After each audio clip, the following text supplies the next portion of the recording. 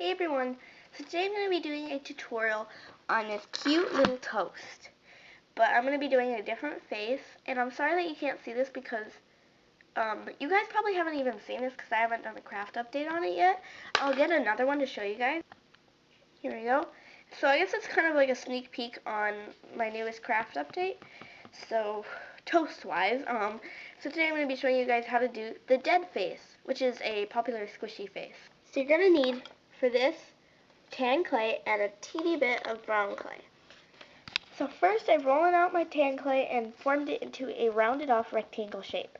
Now if you want, you don't have to, because on this one I didn't, but on the other one I added indents to make it look like bread. I'm going to do this to this. I don't need to do a tutorial on this because you guys can probably figure it out. Just use a ball tool or anything that has like a rounded edge and it's like this to push in and make indents like this. Oh yeah, I just made some little indents with this tool just pushing in. Like I said, I don't think I need to do a tutorial on how to do this because you guys can probably figure it out. If you really can't figure it out to do with a tool and making indents, all you really have to do is just sculpt it because it's a pretty easy shape. Whoa, shape. So, yep. Some useful tools that are optional but are helpful to make this are this tool if you're making indents and a really sharp blade X-Acto knife like this. This helps put the face on. If you don't have that blade, you can always just use a poly blade. It's a lot harder though, and to pick up the face and adjust it, you will need a needle tool if you don't have this. Also really helpful but optional is sandpaper to make texture for the bread. And if you want to have the shading for the bread, you're going to need chalk pastels, which I recently just bought.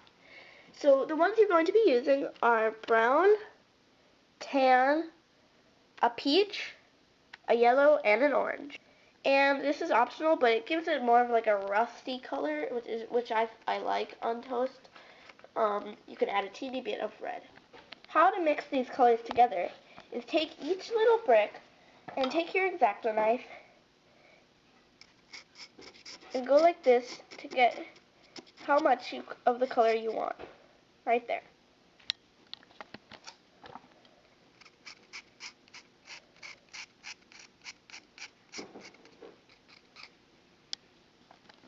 This color is optional, but I like it because it gives it kind of a peachy effect. Yellow is also optional, but it makes it kind of like a golden, which I like too. And the orange gives it like a glow almost. I like how this makes effect. It's a really nice effect. And remember, you don't want too much of this red, so only a teeny bit. Now, I'd suggest adding a little bit more brown. Well, actually, quite a bit more because you want this to be pretty dark. Because this is going to be for the crusts and the edges of the toast. Now mix it up. You can mix it with the blade or you can mix it with whatever you want. A ball tool also works, but I just prefer doing it with the blade. At the end you get this kind of golden brown. Now brush it on to the sides of the brush. I forgot to mention this in the tools you'll need. Okay, so it's a little bit dirty in the inside, but that doesn't matter because you'll be shading that too. But I just went around and did the outside of the bread for like the crust.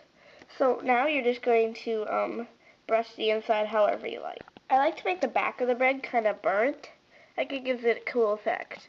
Now let's do the other side. Okay, so here's this side.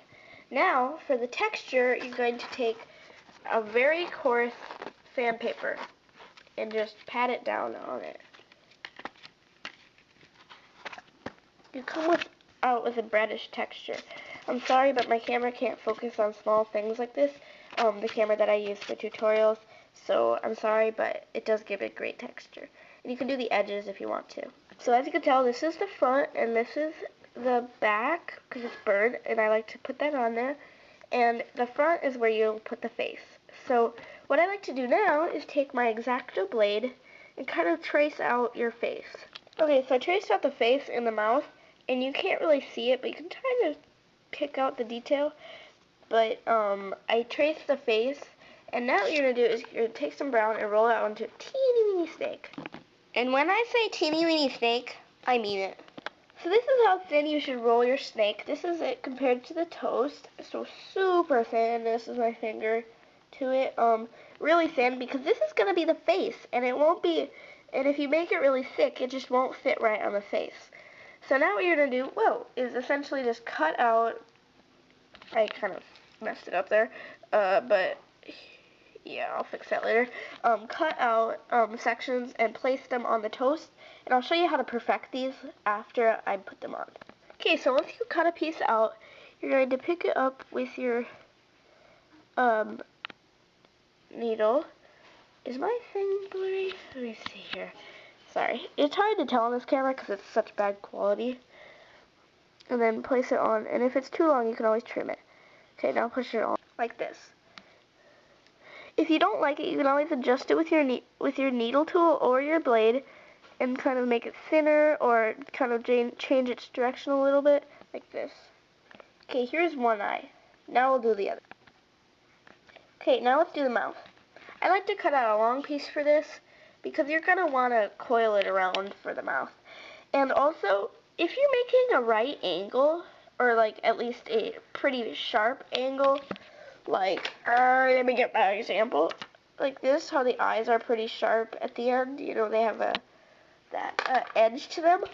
What you can do to make that is just go around it as round as you can, the mouth, and then go around it and kind of go like this and kind of, you know, perfect it a little bit.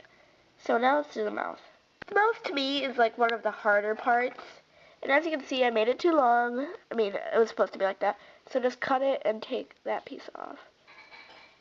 And then you can perfect it. Okay, sorry, not perfect it, just make it better if you want. Okay, so I kind of made it more round and stuff. And yeah, this is what it looks like now. And now you can insert an eye pin if you want. This is the stuff I didn't use. I recommend putting Bacon Bond with the eye pin to keep it in. There. And don't worry about the Bacon Bond being white on top because it dries clear. So there we go. There's your toast tutorial. Thanks for watching, guys. Bye.